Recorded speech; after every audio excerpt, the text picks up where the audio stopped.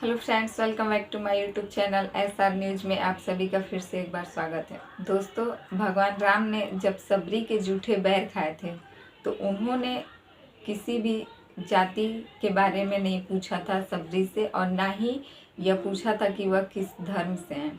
आखिरकार सबरी जो है वह किस धर्म और किस जाति की है। बिना जात धर्म देखे भगवान राम ने जो है सबरी के जूठे बैर खाए थे, और वह किस लिए खाए थे, ताकि हमारे आने वाले समाज में यह न हो सके कि आखिरकार जाति और धर्म की भेदभावना किसी के मन में भी न आए। लेकिन अफसोस, भगवान राम के जो भी उन्होंने उस समय किया था, अब के लोग जो है यह सब कुछ जो है भूल चुके हैं।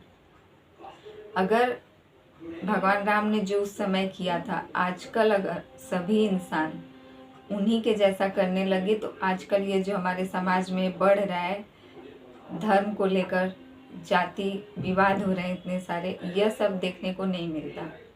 ना ही हिंदू मुस्लिम होता और ना ही ब्राह्मण और यादव के बीच।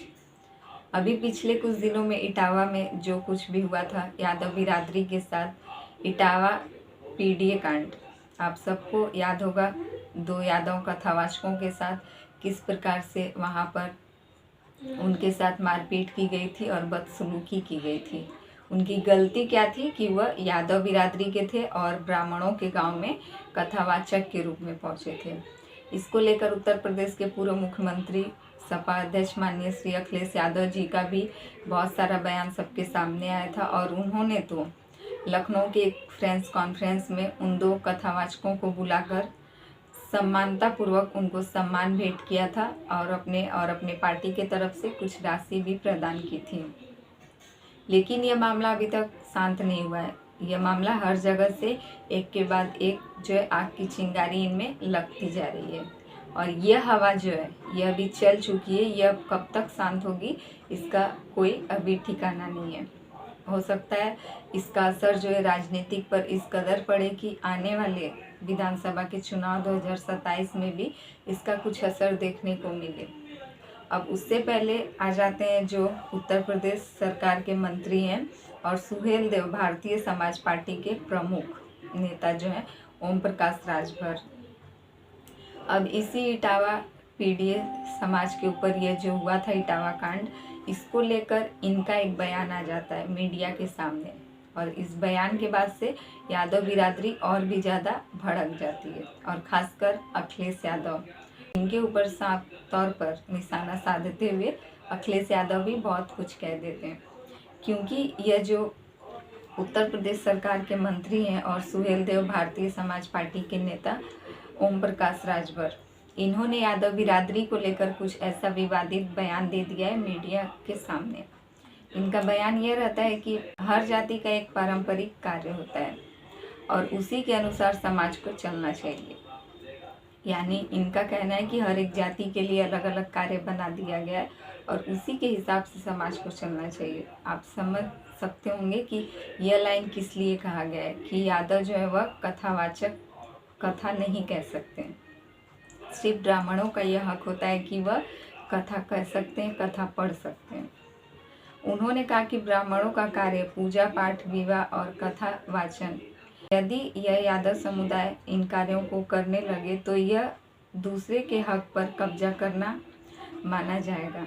यानी उनका यह कहना है कि ब्राह्मणों के लिए शादी विवाह पूजा पाठ यह सब जो है ब्राह्मणों के लिए बनाया गया है। अगर यादव समाज के लोग इसे करते हैं तो उनको यह समझा जाएगा कि यह दूसरे का हक मान रहे हैं।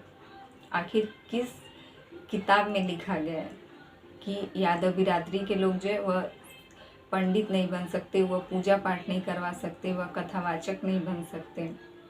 सबकी अपनी अपनी इच्छा होती है। जब सब लोग इस दुनिया में आए थे तो वह किसी भी जाति धर्म में नहीं बढ़ते थे।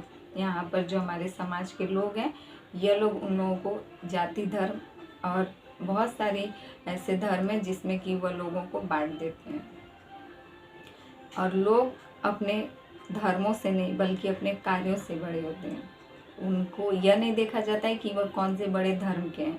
अगर वह किसी छोटे धर्म से भी आते हैं, किसी छोटे जाति से भी आते हैं और उनका कर्म काफ़ी ऊंचा है, तो फिर उनका धर्म और उनकी जात पात यह सब मायने नहीं रखती है।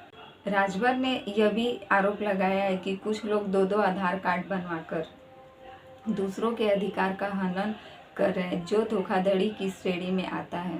उन्होंने कहा कि यादवों को अपने पारंपरिक कार्य तक सीमित रहना चाहिए और सामाजिक संतुलन बनाए रखना चाहिए।